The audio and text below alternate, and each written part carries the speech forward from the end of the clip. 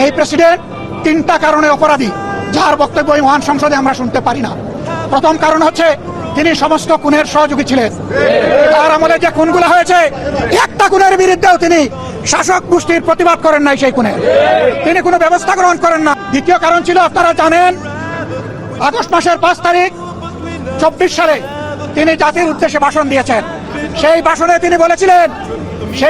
তিনি বলেছিলেন যে ফ্যাসিস্ট প্রধানমন্ত্রী পদত্যাগ করেছেন এবং তিনি তা মঞ্জুর করেছেন। পরবর্তী পর্যায়ে আপনারা দেখেছেন, দুইটা মিডিয়ার সাথে সাক্ষাৎকার দিতে গিয়ে তিনি তা অস্বীকার করেছেন, নতুন গল্প সামনে নিয়ে এসেছেন। তিনি জাতির সামনে মিথ্যাবাদী হিসাবে সাব্যস্ত হয়েছেন।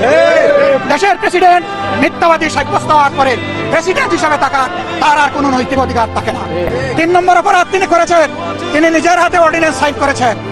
এই জুলাই অভ্যুত্থানের পরে ফেব্রুয়ারির 12 তারিখ নির্বাচন হবে। নির্বাচনের পরে যারা নির্বাচিত হবেন তারা 2টা ক্যাপাসিটিতে নির্বাচিত হবেন। তারা সংস্কার পরিষদের সদস্য হিসাবে নির্বাচিত হবেন এবং তারা একই সাথে সংসদ সদস্য হিসাবে নির্বাচিত হবেন। একই দিনে উভয় শপথ একই ব্যক্তি পড়াবেন। অত্যন্ত দুঃখের বিষয়, সেই শপথ দুটো আমরা নিলেও সরকারি দল নেয়নি।